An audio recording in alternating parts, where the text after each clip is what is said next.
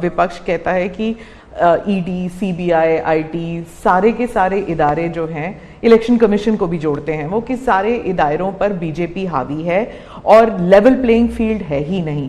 मतलब they already making the ground कि election जो है वो फेयर नहीं हो सकता।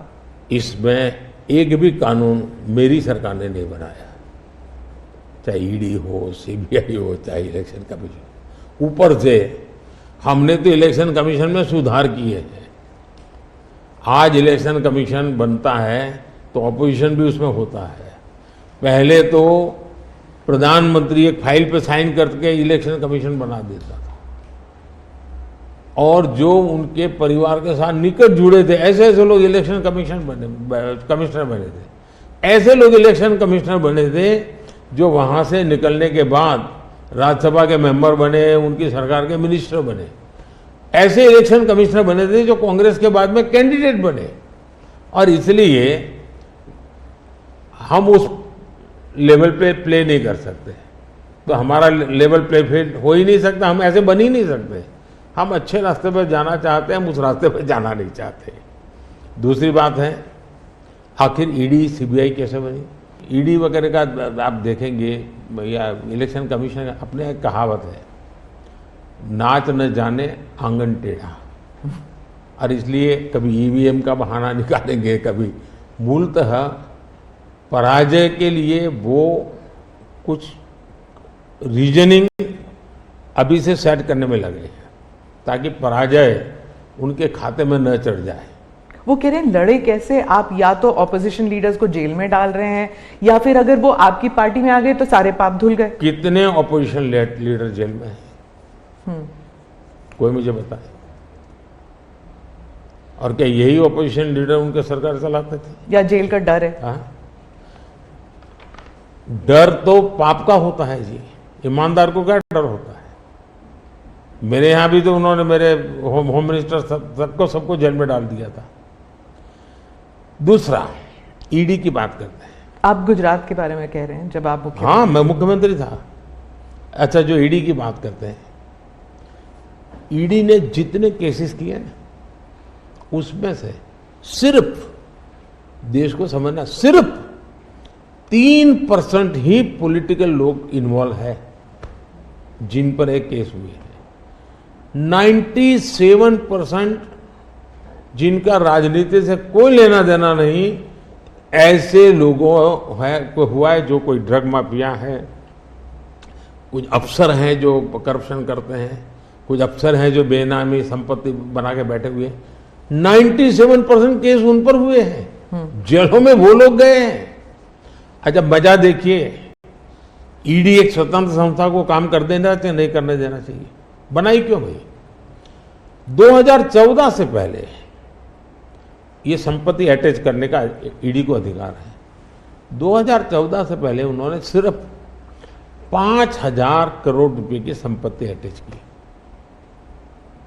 कौन रोकता था ईडी को भाई? और किसके लाभ में कहता था? मेरे कालखंड में गलत काम करने वालों की 1 लाख करोड़ रुपए की संपत्ति अटैच हुई है। क्या ये देश की जनता का पैसा नहीं है? दूसरा आंकड़ा तो आप और हैरान हो जाओगे। 2014 पहले इसी ईडी ने देश में से 34 लाख रुपए, 34 लाख रुपया कैश जब्त किया था। मतलब कि स्कूल बैग में आ जाए इतना पैसा, स्कूल बैग में आ जाए। पिछले 10 साल में हमने 2,200 करोड़ रुपया कैश जब्त किया है, 2,200 करोड़ रुपया कैश जब्त किया है।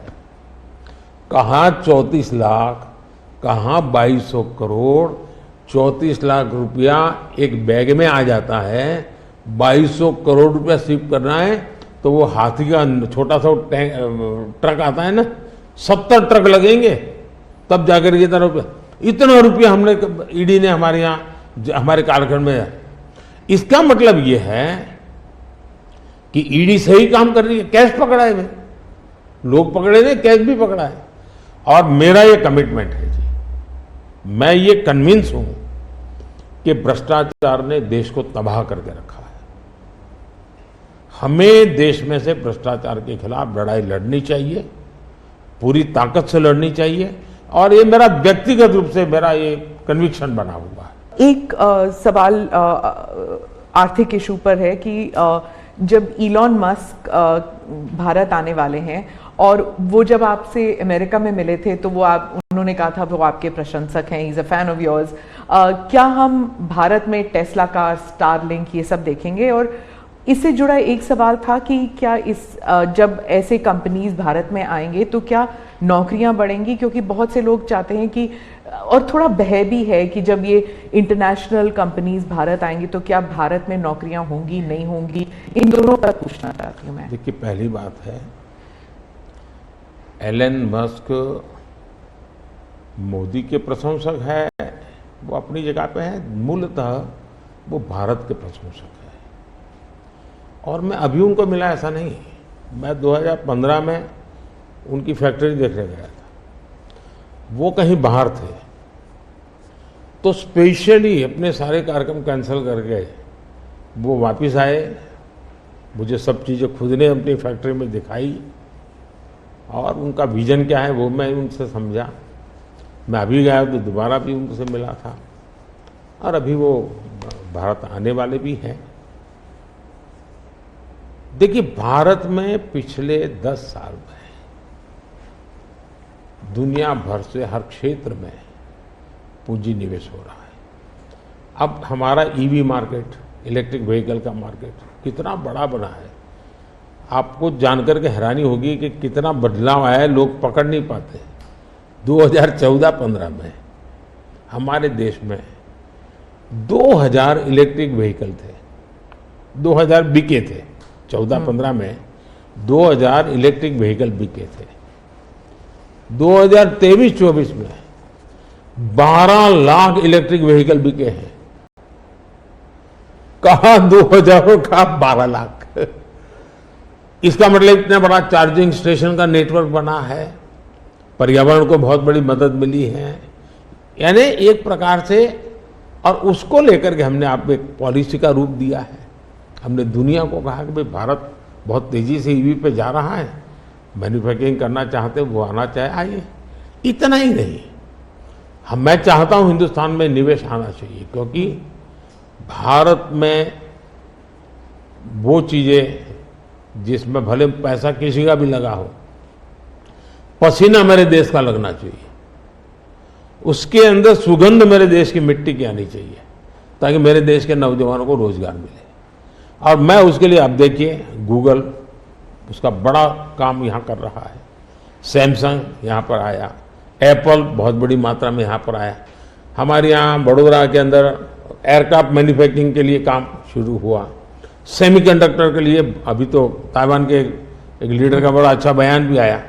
यानी हम हर क्षेत्र में चाहते हैं कि लोग टेक्नोलॉजी ट्रांसफर करें, हम चाहते हैं कि लोग पूंजी निवेश करें, हम चाहते हैं कि हमारे देश के नौजवानों को रोजगार मिले। मैं ये अब मुझे मंजूर नहीं है कि मेरा देश के गेहूं बाहर जाए और ब्रेड में बाहर से लूं। मैं ऐसा नहीं चलाऊंगा। जो भी करूंगा मेरे देश में करूंगा, मेरे देश के नौजवानों के लिए करूंगा, और मैं इसके लिए नीतियां भी बनाता हूं, हिम्मत के साथ बनाता हूं, और लोग आ भी रहे हैं, भरोसा कर रहे हैं।